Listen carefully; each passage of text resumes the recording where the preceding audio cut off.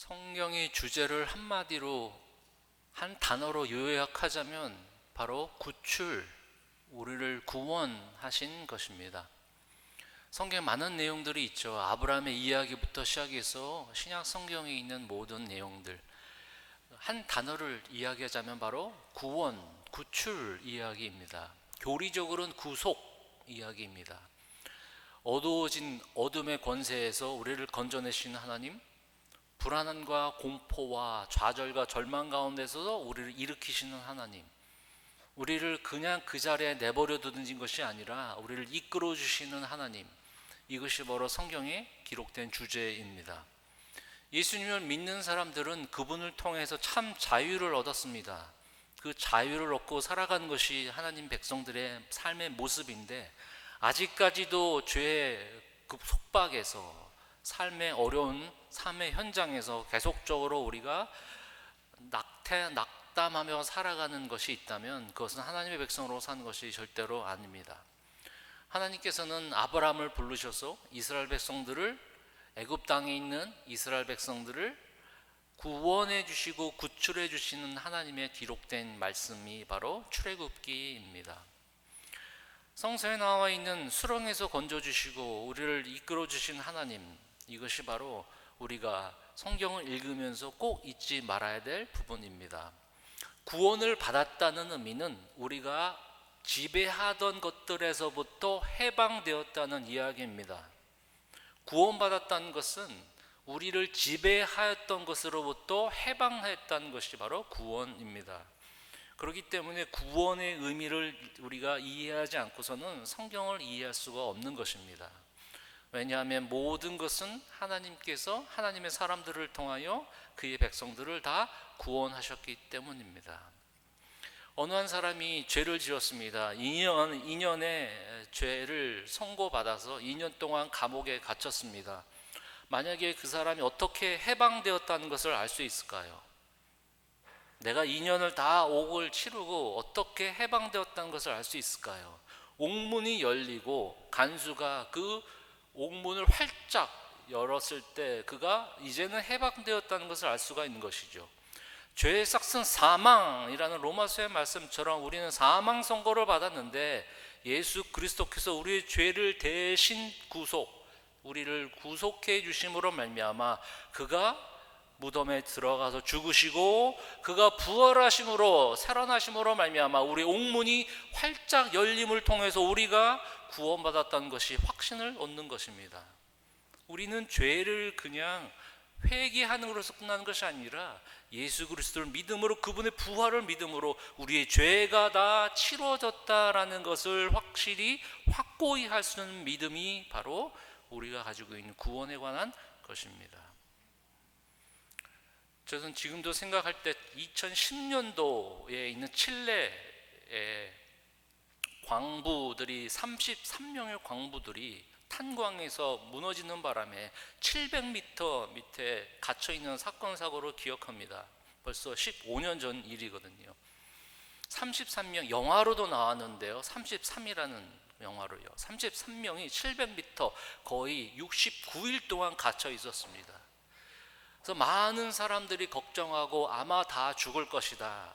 다들 공기가 제대로 연결이 되어 있지 않고, 결국 한 달 이후에 이 사람들이 살아있다는 것을 조그만 아주 신락 같은 희망을 가지고 그들 안에 카메라를 깊이 집어넣었더니 33명이 그대로 잘 살아있다는 것입니다.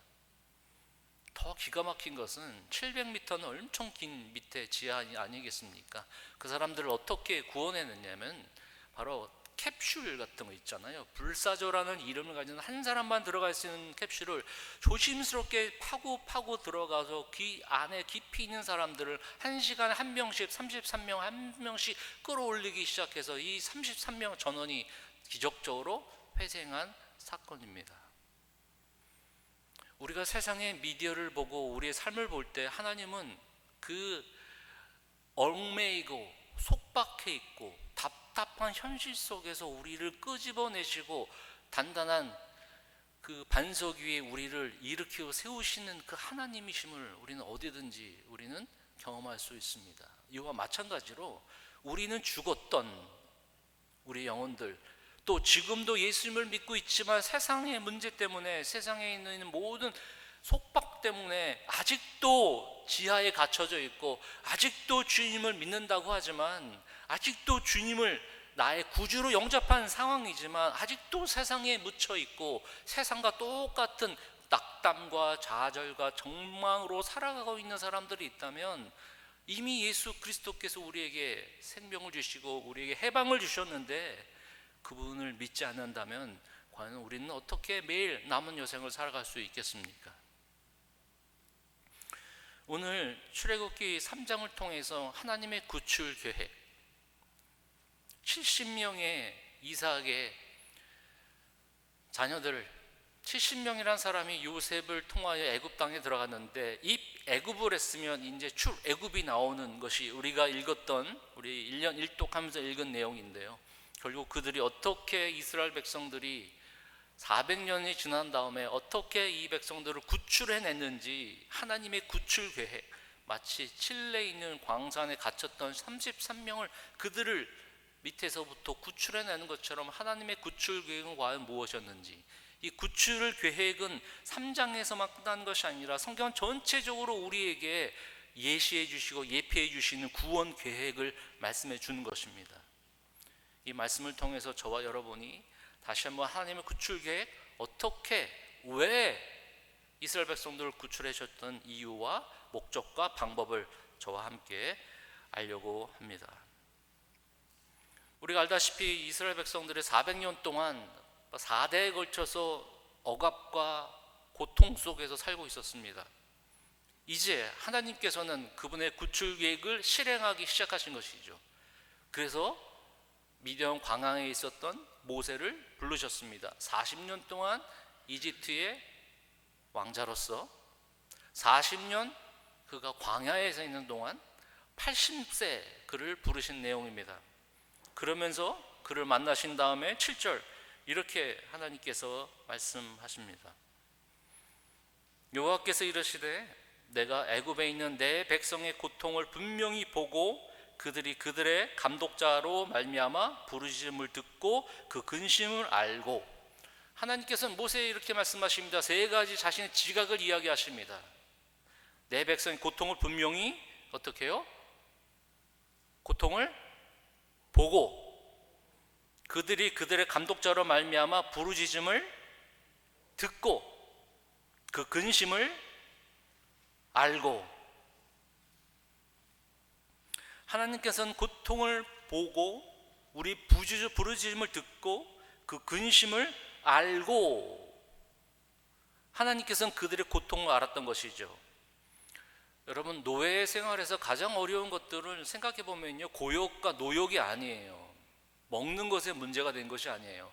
마음이 얼마나 괴로웠겠습니까? 4세서 동안 누가 억압을 하고 힘을 주어서 나를 제압을 하면 그것처럼 치욕스러운 것이 어디 있습니까? 그것이 한 가족이 아니라 그 이스라엘 사람들의 거의 200만에 있는 사람들이, 자손들이 다 노예 생활을 하고 있는 것이 얼마나 비참합니까? 우리나라도 그런 한때 나라를 빼앗긴 경험이 있지 않습니까? 그런 노욕과 고욕도 더 힘들지만 하나님이 나를 잃어버리셨을까? 하나님이 우리 가족을 잊지는 않으셨을까? 우리를 절망적으로 내버려 두지 않으셨을까? 하나님은 언제든지 우리의 고통을 알고 듣고 이해하고 우리의 부르짖음을 또한 하나님께서 들으신다는 것입니다. 7절에서 우리가 생각해 볼 것은 내 백성의 고통, 첫 번째로 하나님께서는 내 백성이라고 이야기하십니다. 처음으로 내 백성입니다. 여러분, 6절에 나와 있는 것처럼 내 조상의 하나님, 아브라함과 이삭의, 야곱의 하나님, 왜 요셉과 이삭의 하나님, 요셉과 왜 유다의 하나님이라고 안 한 이유는 뭐냐면 바로 이 세 사람과 직접적으로 언약을 체결했기 때문입니다. 내 백성은 이후에 시내산에 올라가서 이스라엘 백성들과 거룩히 언약식을 베푸는 그 내 백성이 된다는 것, 그 전에 미리 하나님은 그 족장 시대였던 그들의 조상이었던 아브라함과 이삭과 야곱과 함께했던 언약을 기억하여 그들을 이제 고통을 알고 그들을 구출할 계획을 갖고 계신 것입니다. 하나님께서는 분명히 내 백성을 내가 이제 구출할 텐데 분명히 내가 고충을 안다. 내가 분명히 그들이 부르짖는 것을 안다. 내가 그들의 근심을 너무도 잘 알고 있다라고 이야기하고 있습니다. 전 이 말씀을 통해서 하나님께서 백성들의 부르짖음을 들으시다라고 말씀드릴 수 있습니다. 9절에도 이제 가라, 이스라엘 자손의 부르짖음이 내게 달하고 애굽 사람이 그들을 괴롭히는 학대도 내가 보았으니, 내가 보고 듣고 알고 그들의 고통을 하나님께서는 이해하신다는 것입니다. 제가 주보에도 썼는데 제가 1년 몇 개월 전에 수술을 받았습니다. 제가 대장에 문제가 생겨서 수술해서 대장을 좀 절단을 한 수술을 했는데요. 처음으로 병원에 누워서 제가 며칠 동안 병원에 수술을 절개를 했기 때문에 좀 약간 아픈 가운데 있었습니다. 네, 그 아픈 그 환자의 모습으로 침대에 누워 있는데 그때 간호원들이 얼마나 대단하신 분들이라는 것을 깨달았습니다. 간호원분들이 좀 페이를 더 받아야 돼요. 너무 고생을 하시고 고통을 너무 많으신 것 같아요. 물론 직업적인 그런 열심도 있지만요.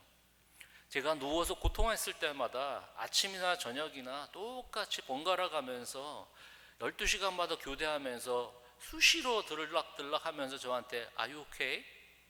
괜찮냐고 물론 직업적인 마음도 있지만요, 그 한마디만 듣는 것이 얼마나 제가 위로가 되는지요.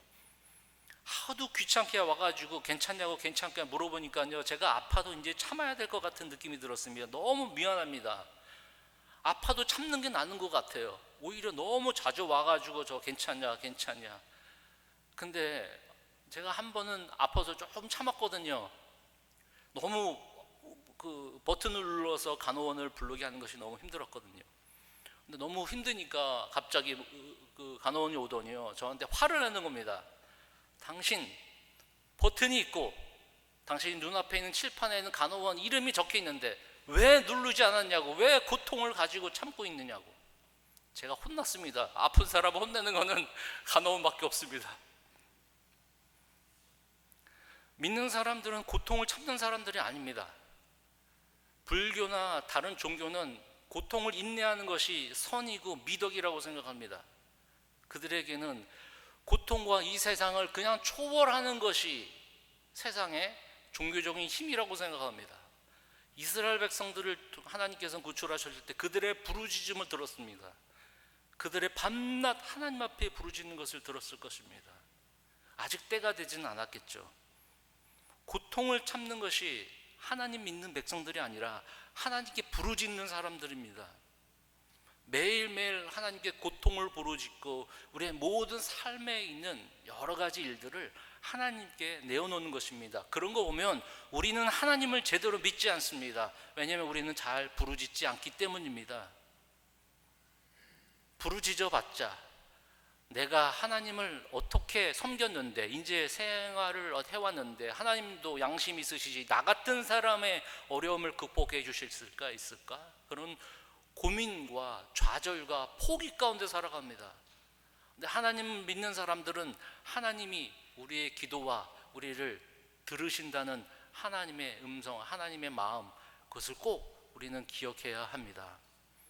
어린 아이가 울 때 엄마 아버지는 마음이 아프기도 하지만 오히려 감사합니다. 왜냐하면 그가 표현하기 때문입니다. 아프면 아프고 기쁘면 기쁘고. 근데 아무 표정하지 않는 자녀 보면 더 마음이 아픕니다. 아니면 울기라도 하든가 아니면 화라도 내든가 아무것도 하지 않고 냉담한 그런 자녀는 얼마나 부모 입장에서 마음이 아픕니까? 하나님께서는 믿는 사람들에게 지금도 이스라엘 백성들의 고통을 분명히 알고 그들의 부르짖음을 듣고 그들의 근심을 이미 이해하기 때문에 하나님께서는 하나님의 백성들을 이끌어 주시는 것입니다. 나는 더 이상 이렇게 살 수 없어. 내 목이 찰 정도로 나는 더 이상 이렇게 살고 싶진 않아. 얼마나 우리는 하나님께 간절히 기도한 적이 있으십니까? 혹시 기도하다가 포기한 적 있으시지 않으십니까? 이렇게 3년, 5년, 10년 지나는 것이 내 인생이 아닌가? 그렇게 생각하지 않습니까?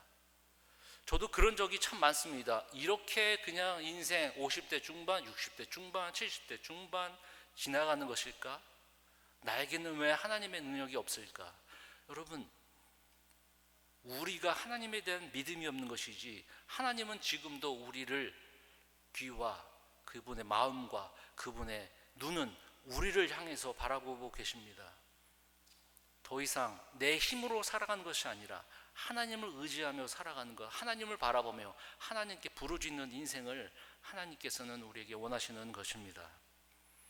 주보에 있는 시편 40편 1절 2절 함께 읽겠습니다. 내가 여호와를 기다리고 기다렸더니 귀를 기울이사 나의 부르짖음을 들으셨도다. 나를 기가 막힐 웅덩이와 수렁에서 끌어올리시고 내 발을 반석 위에 두사 내 걸음을 견고하게 하셨도다. 하나님께서는 끌어올리시는 분이십니다. 아브라함을 갈대아 우르 우상 숭배한 곳으로 그분의 백성 삼아 주시기 위해서 부르셨습니다. 아브라함이 롯이 포로로 끌려갔을 때 이 포로 잡힌 롯과 가족들을 이끌어서 그들의 포로된 자들을 다시 한번 자유로 이끌어 주셨습니다. 소돔과 고모라가 멸망했을 때 롯의 식구들을 하나님께서 소활성으로 끌어올리셨습니다. 그들이 죽음에서 수렁에서 건지시는 하나님, 바로 건지시는 하나님의 대가이십니다. 문제는 하나님께 부르짖는 하나님이 듣는 것이 없습니다. 그냥 나 혼자 잘할 수 있다라는 것을 보여주는 것이 미국에서 사는 최대 덕목으로 살고 있는 착각 속에 살고 있는 우리의 삶이 아니겠습니까? 우리가 알다시피 요셉은 처음에는 구덩이에 들어갔습니다. 형제들에게 미움을 당해서 구덩이의 장소가 감옥의 장소로 바뀌었습니다. 근데 그 감옥의 장소가 끝이 아니었습니다. 하나님은 그를 들어서 이집트의 총리로 삼아 주셨습니다. 그 장소가 구덩이에서 감옥에서 끝내 하나님은 그가 하나님의 섭리를 믿기 때문에 그를 이끌어서 바로 총리의 자리로 그를 올리시고 이스라엘 백성들을 애굽으로 다 이주하게 만드신 하나님이십니다. 여러분 지금 현재 어디 계십니까? 구렁이 안에 계십니까? 웅덩이와 수렁에서 끌어주신다는 하나님을 바라보며 주여 제가 여기 있습니다. 주여 주님 나를 잊지 마소서. 주여 예수님께 나온 병든 자들처럼 주님 다윗 자손 예수여 나를 불쌍히 여겨주소서. 주여 제가 여기 있습니다. 제가 여기 있습니다 라고 간절한 소원과 간절한 믿음으로 하나님을 바라보시지 않겠습니까? 하나님은 3장에 나와 있는 하나님이 아니라 성경 전체적으로 부르짖는 자들에게 응답하신 것입니다. 이것이 하나님의 방법입니다. 예수님께서 이사야의 말씀을 두루마를 쭉 피면서 회당에서 이렇게 말했습니다. 성령이 내게 임하셔서 포로된 자들에게 자유를, 눈먼 자들을 보게 함을, 걷지 못한 자들을 걷게 하심을, 답답하고 억눌린 자들을 자유케 하신다는 하나님의 방법이 바로 우리를 끌어올리신다는 하나님의 말씀입니다. 여러분 현재 어디 계십니까? 내 발 위에 반석 위에 두시는 하나님, 지금 웅덩이와 기가 막힌 수렁에 빠져 있다면 지금 부르짖을 때입니다. 그분이 듣고 계시기 때문입니다.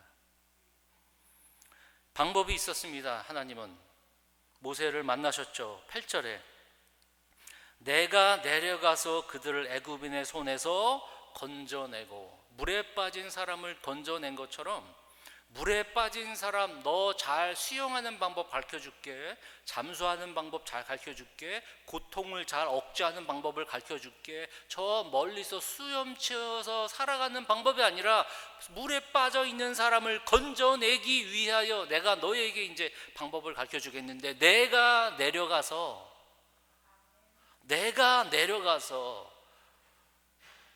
자신을 터득하지 말라. 자기를 개발을 해가지고 내가 이 고통에서 벗어나려는 것이 아니라 내가 내려가서 너희를 건져내 주겠다. 그들을 그 땅에서 인도하여 건져내는 것뿐만 아니라 인도하여 8절 아름답고 광대한 땅, 젖과 꿀이 흐르는 땅, 곧 가나안 족속, 헷 족속, 아모리 족속, 브리시 족속, 히위 족속, 여부시 족속의 지방에 데려가려 하노라. 9절 이제 가라, 이스라엘 자손의 부르짖음이 내게 달하고 애굽 사람이 그들을 괴롭히는 학대도 내가 보았으니. 8절에 내가 내려가서, 9절에 이제 가라. 하나님께서 함께 일하시는 사람을 보내신 것이었습니다.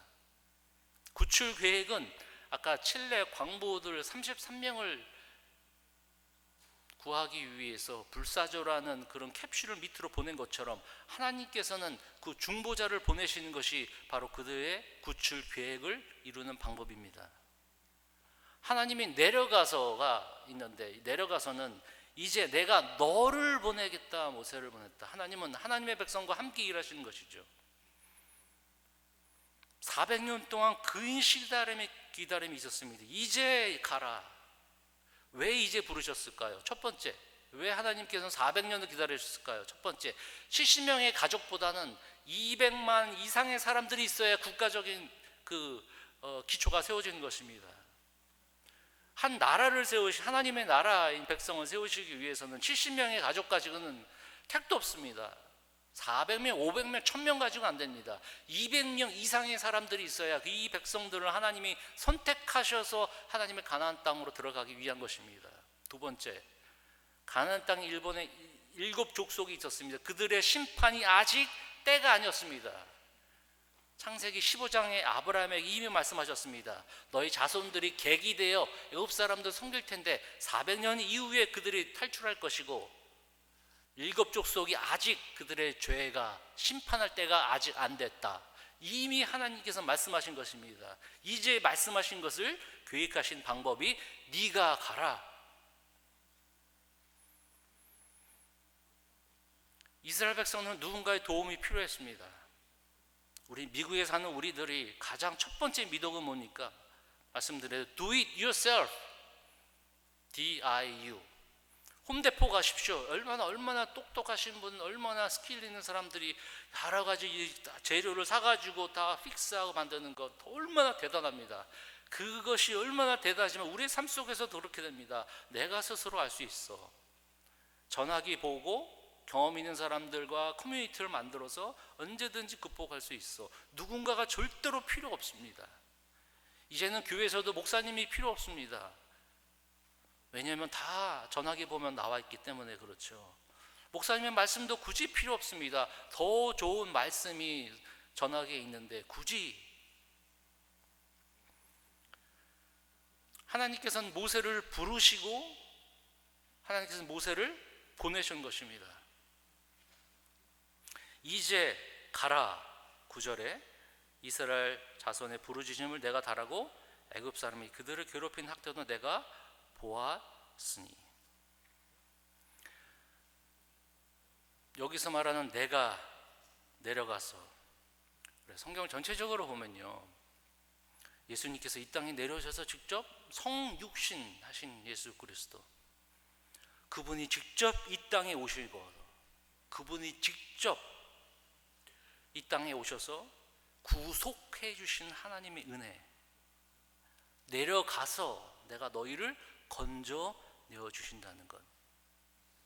우리가 회복되어야 될 것은 바로 예수 말고는 답이 없다는 이 절실함이 회복이 필요합니다. 예수 말고는 우리의 인생에 답이 없다는 것이 확실히 우리는 깨달아야 될 것입니다. 이지하고 레이지하고 비지한 우리 인생 가운데, 다시 이지하고 비지하고 레이지한 인생 가운데 우리가 찾아야 될 것은 지혜가 아니라 예수 그리스도가 우리 인생의 참된 답이라는 것을 꼭 우리는 염두에 두고 꼭 기억해야 합니다. 주보에 있는 성경 말씀 갈라디아서 1장 4절 함께 읽겠습니다. 그리스도께서 하나님 곧 우리 아버지의 뜻을 따라 이 악한 세대에서 우리를 건지시려고 우리 죄를 대속하기 위하여 자기 몸을 주셨으니. 하나님이 세상을 이처럼 사랑하사 독생자를 주셨으니, 그분이 직접 내려오셔서 그분이 실제 희생 제사가 되신 것이죠. 누가복음 4장 18절 주보에 나와 있는 함께 읽겠습니다. 주의 성령이 내가 임하셨으니 이는 가난한 자에게 복음을 전하게 하시려고 내게 기름을 부으시고 나를 보내사 포로된 자에게 자유를, 눈먼 자에게 다시 보게 함을 전파하며 눌린 자를 자유롭게 하고. 중국계 미국인 프랜시스 챙이라는 그 설교자가 있습니다. 그분의 설교를 들었는데 지금도 기억나는 설교 내용이 있습니다. 그분이 이렇게 이야기를 하는 것입니다. 만약에 여러분들 가운데 오늘 예배 드리는 목사님의 설교 스타일이 바뀌거나 예배 스타일이 바뀌거나 모양이, 이 무대가 바뀌면 아무래도 다른 교회를 찾을 사람이 많을 것입니다. 가만히 무슨 얘기를 하는 거 보니까 내가 마음에 드는 설교 스타일, 내가 마음에 드는 무대 장치, 내가 마음에 드는 사람들, 그 사람들 때문에 내가 만족하다는 느낌이 든다는 것이죠.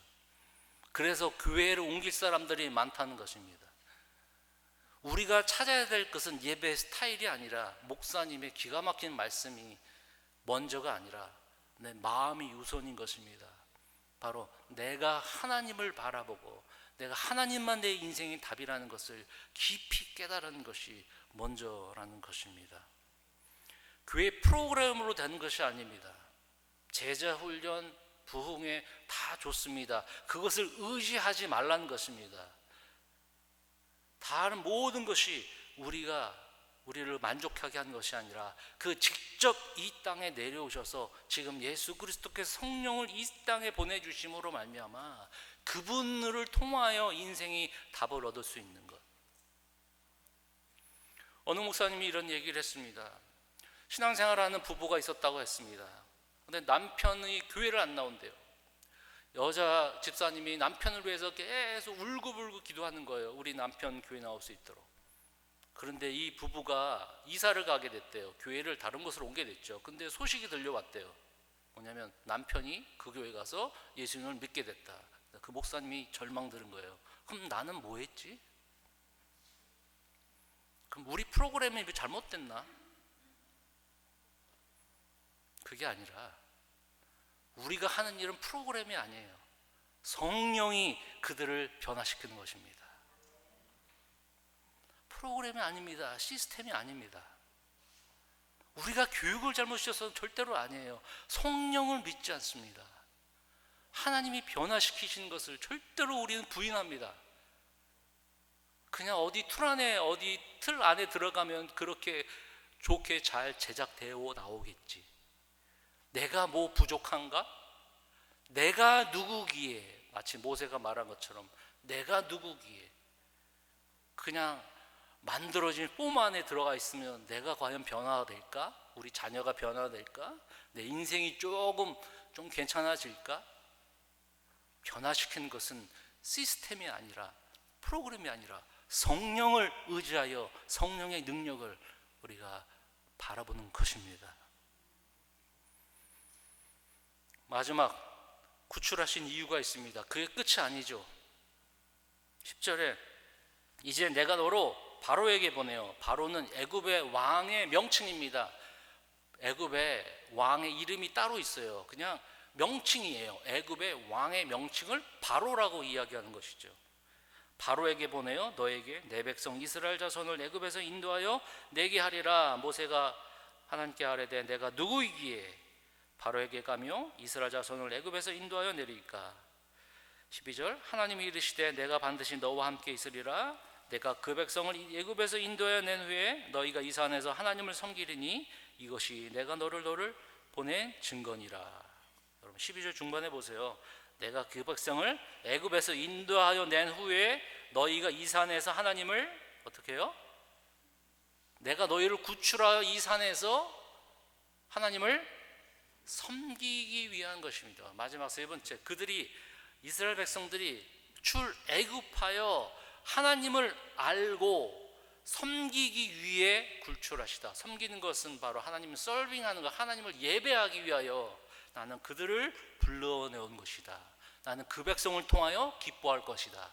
나는 구속된 백성들이 함께 모여서 나의 이름을 찬송하고 나를 높이는 그 자리를 나는 기뻐할 것이다. 내가 그들을 위해서, 이 목적을 위하여 내가 그들을 부른 것이다. 교회, 여러분, 이 공동체는 성부와 성자, 성령의 이름으로 함께 모인 공동체입니다. 이 공동체에서 하나님을 올려드리고 기쁨으로 하나님께 연락할 때 그것이 하나님께 영광 돌리는 것입니다. 내가 하나님만은 만족합니다. 내가 하나님이 모든 것 되십니다. 나를 구속해 주셨습니다. 감사와 찬송을 올려드리는 그 순간 하나님은 영광 받으시는 겁니다. 나는 하나님만으로 기뻐합니다 라고 고백하는 그 순간 하나님은 큰 영광 받으시는 하나님이십니다. 그러면 하나님은 뭐라고 소개할까요? 하나님께서는 자신을 계시하기 시작하셨습니다. 너는 이제 나를 알 것이다.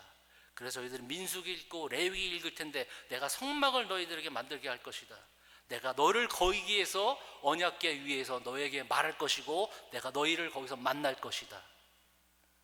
그러면 하나님의 이름을 뭐라고 백성들에게 이야기할까요? 14절 하나님 모세에게 이르시되 나는 스스로 있는 자이니라. 또 이르시되 너는 이스라엘 자손에게 이같이 이르시기를 스스로 있는 자가 나를 너희에게 보내셨다 하라. 하나님이 이제부터 그분의 모습과 그분의 계획과 그분 자신을 소개하기 시작하십니다.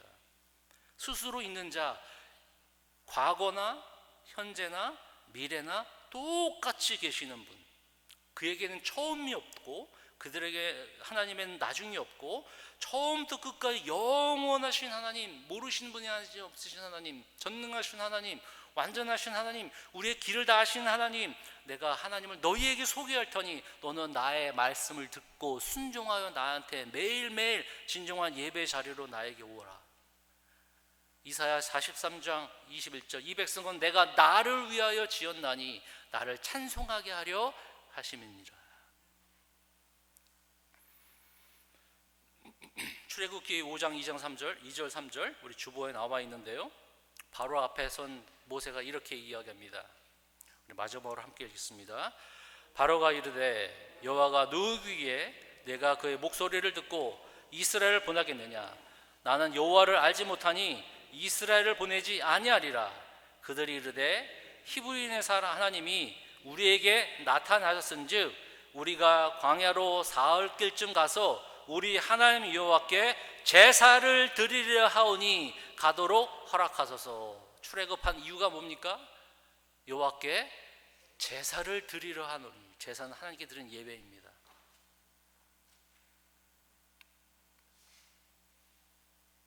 노아의 18가족이 홍수 심판 후에 방주에서 나와 했던 일이 뭔지 아십니까?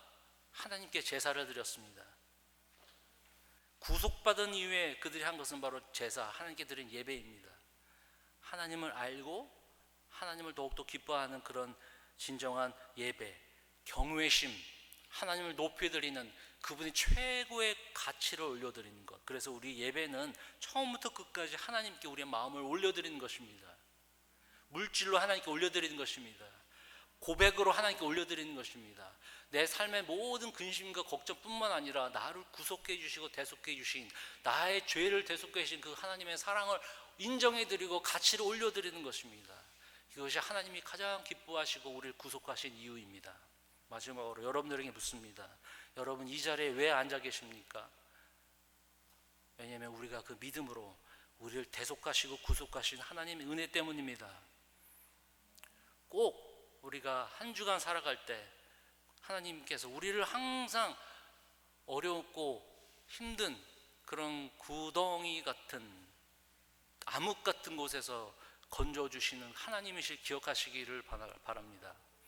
흑암의 권세에서 하나님의 사랑과 그분의 사랑으로 말미암아 우리를 하나님의 나라로 옮기셨던 하나님의 위대한 그 역사와 그 일을 꼭 잊지 마시기를 바랍니다. 우리는 하나님의 백성입니다. 그분은 분명히 우리를 구원해 주실 것입니다. 그 하나님을 믿고 이번 한 주도 꼭 승리하며 사시기를 바랍니다.